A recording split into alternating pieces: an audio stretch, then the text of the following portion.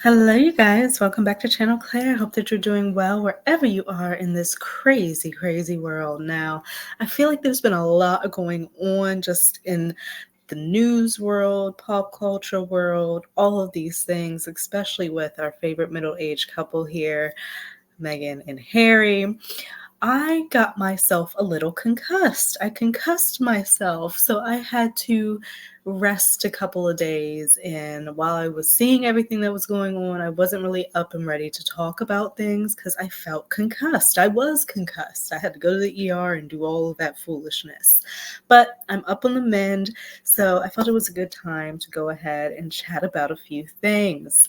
First of all, seeing our favorite middle-aged couple, fresh face, touching down in Colombia was awesome. They look beautiful as a couple, as always. They really are, in my opinion, they show a connected unit wherever they go.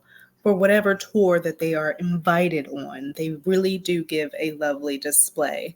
And as you see here, we have Meghan with some of the students at the school that they visit, in contrast to the Princess of Wales when she went on their last tour. I feel like this was like 10 years ago when they went on their last tour. And they're kind of just, you see she's reaching to the kids through the fence, just a little bit more disconnected type of scenario where she's not in the thick of it, in it with the locals and allowing the kids to touch her and just be around her and just soak it all up. It's just the image of this contrast between the two was just like, oof, okay. But they have been doing fantastic. Harry has been having a fantastic time as well. We got this sweet video of him dancing with some of the kids, and Harry has a rhythm. Like, I already knew he was down, like, I knew that, but, like, to see him with his little shoulder shimmy, with the rhythm, breaking it down a little bit, like, I honestly, I get it, girl. Meghan, I keep him under lock and key because, my goodness. And it's just so funny because the last video I talked about, William growing his beard in and trying to be similar to Harry, and it's just like, this is something that you can't buy. You can't manufacture it. It's just innate. It's in him. It's in them. You know, they're warm people. You can see that they're confident. They know what they're doing. And it's just so different from what I've seen from the Wales, who are the actual working royals, or should be working royals. They're not really working at this point due to multiple different circumstances. But we have Harry and Meghan, who are out doing invited tours. So they're in Colombia, visiting with the kids, visiting with the VP and her partner. It's just so awesome to see. This is a picture of the two of them. Very cute, very sweet. People hate how they give a lot of PDA to one another just because when it comes to the royals, they stay away from that, even though King Charles, who literally went throughout his whole marriage with another woman, with a whole affair, you know, it's so crazy that they're like, they do stuff like that, but they're so adverse to like PDA. I guess they just like to do their shit undercover. But beautiful picture of the two of them. Harry again dancing. I just love that video. We see them here again. They were visiting some of the Colombia's Invictus game team while they were abroad, so they were able to make that connection as well. There was one other. Let me see if I can find it. This is them as well.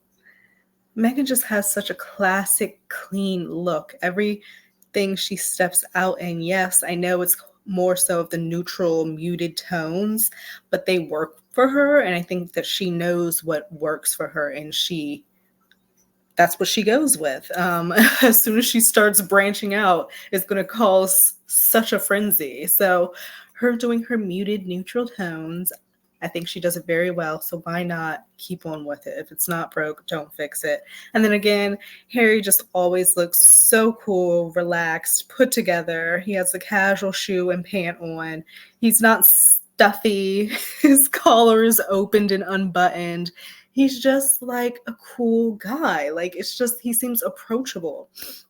So that's them as well. As you can see, I love I kept liking the video of Harry dancing because I just absolutely love this video. Okay, so this dress we see in this picture of Meghan dancing, I absolutely loved, and it looked similar to the dress she was wearing in, I believe it was Nigeria. It was kind of the same silhouette, same cut, kind of similar pattern as well, but I believe it was like a blue-green tone. As a pair, this is like a pinkish, is it purple, like more burgundy looking color scheme, but beautiful nonetheless. She has the long, luscious curls going on. It's just effortless. It's put together. It's simple.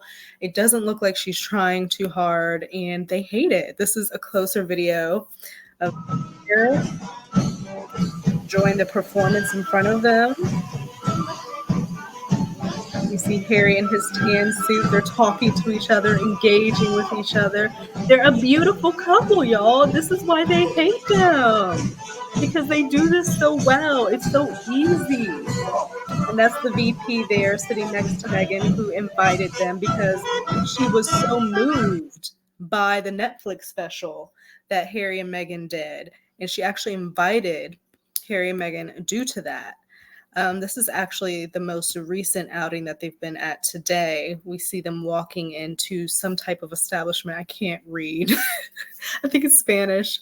But they're walking in, they're shaking hands. Meghan has on this black and white dress. Again, very simple, airy, and it's just appropriate for the climate. So she's not too hot. It's not super revealing. It's not modest as well. It's just the perfect touch. And then we see Harry here, calm, cool, and collected, in his top and his glasses. They're so cool. And this is exactly why they hate to love them. They hate to love them. We have Meghan here again. She was at the school. This little girl here, I've seen many pictures of Meghan and this little girl. She was just so taken by Meghan. She just could not get away from her. So you see she kind of gives a little curtsy to Meghan and then gives her a big old hug. Meghan embraces her. It's a warm, natural hug. She doesn't recoil or anything like that. Like, no, okay? You cannot buy this. You're born with it. You can't be taught it. You can't be sat down and, instructed on how to be a normal functioning human being in society and be warm and accepting and approachable. Like, some of those things cannot be taught. So I was just so happy for them, and it's going to be interesting to see what other tours they were invited on, because who knows, after they saw them, I think they went to Nigeria, but apparently after the VP who invited them to Colombia saw them at that tour, saw the Netflix documentary, she invited them. So what other countries invited Meghan and Harry to come do a tour of their country and be treated as dignitaries and diplomats and just be wined and dined and given the best? And, you have shows put together for you, whole programs. And I even think I saw somewhere where people say Meghan was speaking Spanish. So, people just love to hate the multilingual queen who can sit up and give a speech, not mumble through it, knows what she's actually talking about, can hold the intention of a room. It's hard to do. It's hard to do. So it's interesting to see. I don't see how the Whales are going to be able to do their tours once everything gets back on a normal track, whenever that's going to be. But to see their tours up against the tours that we have seen with Harry and Meghan, it's going to be so interesting to see, because we really have not seen Catherine and William work in a very long time. And hopefully, if, sometimes they say if you don't use it, you lose it. And I hope they don't lose a little bit of spark they had, but I think it is time that they need to get back into the fold of doing some type of work. Or maybe the plan is to just, because it's going to the fall, kids going to go back to school, holidays, maybe they're saying, okay, we're going to start fresh in the new year, which I guess could be a good idea. But the way that it looks right now is just the optics of it. It's just, it sucks. But I did see this one interesting thing about a guy named Trevor Colt who was on YouTube, and he got his channel demonetized, and his channel was dedicated to a lot of hate talk and hate speech against Harry and Meghan. So it got demonetized, and he started making these comments about them. So I saw this thread. It said today on his YouTube channel, Trevor Colt rocked back and forth as he accused Prince Harry of hiring people to make him want to K himself. He then stated he would bump into Prince Harry sooner rather than later. And like, this is the reason why they need security. This is the reason why Harry won't take his family back home, because there's people who want to do them harm. Off of what? Off of what? This is why they need security. And apparently Colombia gave them like 14 armed security cars in their caravan. Like, they took care to make sure that they were safe. I believe the same thing was done when they went to Nigeria. It's just like, you've got to, although people want to make it seem like these two are so insignificant, okay, maybe to you they are, but they're still roaming around in your brain. So how insignificant can they be?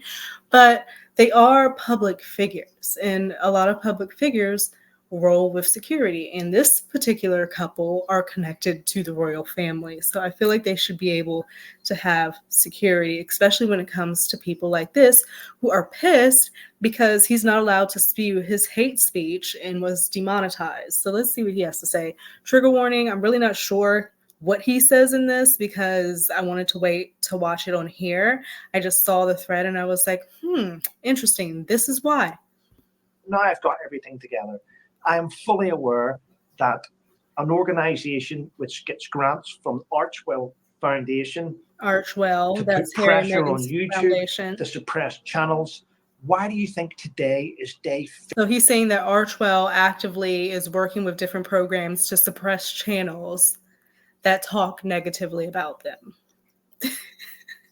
Everybody makes money off of this couple, like talking mad shit, and then they finally take action to shut your ass down because you were probably making video after video after video of just hating on them. At a certain point, you are going to get shut down. That would be for anybody, not just Meghan and Harry. If you're talking about what Selena Gomez or whoever, if you're making video after video talking negatively about somebody and, just being a bully online, your shit should be taken down. And if that means you become demonetized, you should have thought about that prior to making your content be so damn negative. Like, I just don't feel bad. 50 of my channel's 30-day review, 23 months demonetized. Is it a hate channel? It's not. I just spoke out about an individual, So and the 23 shit months started coming at me. The amount of allegations of theft and fraud and this and scamming and pedophilia, all the allegations kept coming at Trevor. And anyone, ask other YouTubers, any other YouTuber that wanted to become my friend or I befriended them, they were attacked because they were constantly attacked and destroyed for being my friend. And I've never even heard of this guy. This is the first time I've ever heard of him, but I don't try to go over to that side of things. At one point, I was following like Popcorn Planet and stuff until they decided to make a whole channel dedicated to the royals and just trashing them, which was a super turn off. So I try to stay away from that side of things, but yeah. Now I've got everything together. I am fully aware that an organization which gets grants from I would be happy to go to a court case with the Ginger Whinger and see what comes out in the court case. But then that would then involve a lot of delving by specialists into social media, into YouTube, into Twitter, into the Royal Foundation, and his name would come up in many of those files, and his reputation wouldn't just be in the gutter, it would be in the shit below the gutter. So I look forward to the day when I'm going to bump into him, and I will bump into him. You will. You will. Sooner rather than later, actually. Oh, okay. So what does that mean? Sooner rather than later, you're going to bump into him. Okay. Trevor Colt. And you're already demonetized. Why are you want to continue the foolishness? So apparently it says Trevor Cole was demonetized in September of 2022 for targeted harassment of Prince Harry and Meghan. The language in today's now privated live is alarming because of Trevor's past statements like Prince Harry needs to be kicked effing to death and Trevor's admission that he is psychotic. Trevor took down this video, but apparently this person here on the account, Love Lola, has a full screen recording of it should law enforcement or anyone in Harry's team need it. Just to add to this thread, Trevor Cole estimates his 2-year demonetization by YouTube lost him over £100,000, okay? Nearly $130,000. There is a financial incentive for these channels, and as it's stated by Benjamin Ryan, hating Meghan Markle is a billion-dollar business. That blew my effing mind. The fact that he is telling that he lost over £100,000, £100, $130,000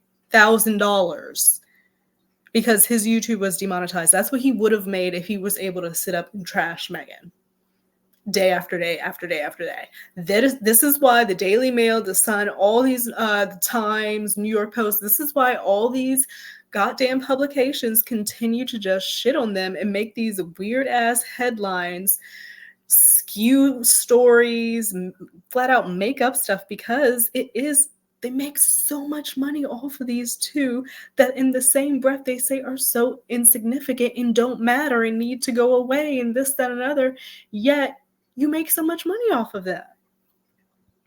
Y'all love it. Like, you can't have it both ways. Like, it's so weird. It's just so interesting to watch how they handle Meghan and Harry. Like, they're obsessed in a wild, wild way. But enough about them. I did want to touch on the Blake Lively controversy with This Ends With Us, or It Ends With Us, the new movie that just came out that she stars in, because I've been seeing it everywhere on TikTok. Like, once I left, before I concussed myself, it was all Brooke Schofield and her tweets and everybody trashing on her. And then all of a sudden it turned into everything Blake Lively related, and how this PR rollout of them marketing this movie has just been so out of touch, and how Blake is not a nice person, it seems. And people are comparing her to J-Lo, who also has a bad rap of having a lot of attitude and not being really pleasant to people. So I kind of get it from all of the videos I've been seeing that have just been in my face time and time again, that Blake completely did not take, I guess, the PR of the marketing of this movie seriously at all, given the sensitive nature of DV, domestic violence, that is in the movie. And this movie was done off of a book, also written by a controversial author, Caroline Hoover, something, I think that's her name. I've never really read her books, but I've heard of her. So they made this movie, and the director, I believe his name is Justin, him and Blake kind of butt heads in how the edit should be and how this video should be presented to the public. So I guess they went with Blake's edit, and the PR has just been horrific. And now we're getting interview after interview of Blake just being so out of touch and insensitive. Her saying, oh, grab your girls and florals and go to the movie. Yeah, a movie about domestic violence. Her wearing these outfits that she put together from her closet and Gigi Hadid's closet, and they put these outfits together, just look completely out of place in the film from the images I've seen. I'm like, what the hell am I looking at? Like, you're distracted by everything that she's wearing that you can't even put yourself into the movie. But the video of this interview that was released by a Norwegian interviewer, and Kristi Fla. I pronounced that horribly wrong. Kjerstiflaa. There was no way I was going to get that. But she is a Norwegian interviewer, and she did an interview with Blake Lively and Parker Posey, okay? So this interview, after everything that I had seen about Blake, I was like, okay, yeah, she really did miss the mark on this, and how she's not taking this seriously and try to like market her new hair care line while talking about a movie about DV. not giving any type of, hey, you can reach out to this organization to get help if you need anything, call this number if you need. None of that. We get this video. And also the fact that people pointed out, I did not know that Blake Lively, A, got married on a plantation, and B, had a lifestyle brand called Preserve that was kind of in the realm of the antebellum time, which was right before the Civil War. So she wants to preserve the antebellum time before the Civil War, before, you know what I mean? So that already has Blake in a bad light. She's not taking this PR run for this movie seriously at all. Not just being completely out of touch. She has her husband, Ryan Reynolds, and everything, which it makes no sense at all. Please let the girl be, Ryan. You don't need to be in everything. We see this interview. I'm just going to touch on it. I'm not going to play the whole 3 minutes, but it's just like, why are you being such a bitch? Congrats on your little bump. Oh, shoot. Let me go back. This is the first thing that, like, pissed me off. So at this time, Blake is pregnant. I will preface it by saying, yes, you're not supposed to like comment on women's bodies. And sometimes if you see a woman who looks pregnant, sometimes she may not be pregnant. If you say anything, it's an awkward situation if should she not be pregnant and you like make that statement. But if there's someone who has revealed that, hey, they're pregnant, they've announced it, I'm assuming at this point, Blake Lively's pregnant with her second, third child, whatever number child she was on at this point. So I guess it was known that Blake was pregnant. So the interviewer goes in and says this. First of all, congrats on your little bump. Congrats on your little bump.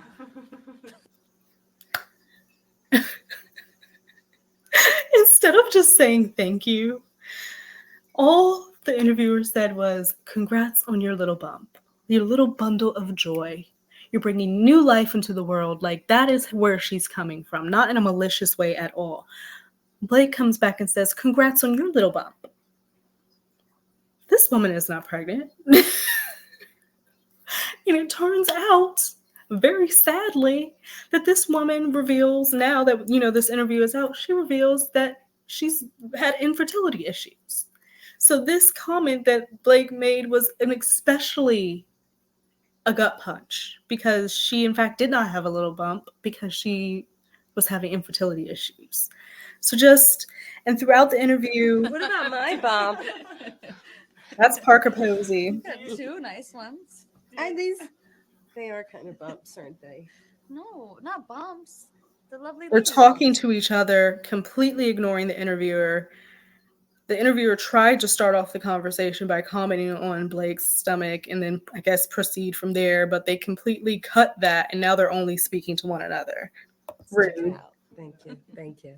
You like the movie? Everyone wants to talk about the clothes, but I wonder if they would ask the men about the clothes. All the interviewer asked was about the costuming in the goddamn movie. And she's trying to make it seem like I wonder if I were a man, if they would ask me about clothes. And it's like not even that type of situation at all. We know that like in this movie, costume was probably very heavily placed as a prominent part of the movie. And Blake came from Gossip Girl, where fashion, style, designer clothing, and everything was so prominent in that movie. And sometimes it is okay to talk about the costumery without the interviewer being, taking a dig at women. It's just not that deep sometimes. She's just trying to do a fucking interview, pulling teeth with these two women. I love Jesse's suits and that's what I'm saying. Again, they're just talking to each other. They're not looking at this woman, not giving her the time of day. I'm sorry, too. I know. And the woman's just Yeah. sitting there looking at them, with his tank top, trying to get a word in Serious. edgewise. It's like Did you that. You catch could feel the it. tablecloth? It's and awkward. They're and the not light even and the looking towels, at this woman. the It's like she could not Notice even be that. in the room. Yeah. Look at her. There's so much Awkward. warmth of Look, she's trying to everything. say Yeah, something. it's not just the women that have the clothes. But I feel like the women Victoria- get the conversation, but it's like yeah, every detail with everybody. But Like, yeah, it's so, it was so amazing. beautiful. Like, to look at. stop And trying the to be voices. deep and bring depth from somewhere that is not there. You simply don't have it. And I feel like that's where she was trying to go with it. And it's just, it wasn't the moment. And the interview basically goes on more and more from that angle of the two of them just being mean girls and just not giving this interviewer the time of day at all. And it started at the onset with that comment about the bump. And it was just highly unnecessary. And it just doesn't seem like Blake is like a gracious, nice woman. So it's so interesting how social media works. Like I said, before I left, it was Brooke who was on the chopping block, and now here it is, Blake on the chopping block. And I wonder who the next one's going to be in the upcoming week that's going to be on the chopping block to get canceled, because shit moves so fast around here on the internet. You got to keep up. But I just wanted to touch on those things. I think that Harry and Meghan look wonderful out there in Colombia. I hope they have a great rest of their tour, showing us how it's supposed to be done. Okay.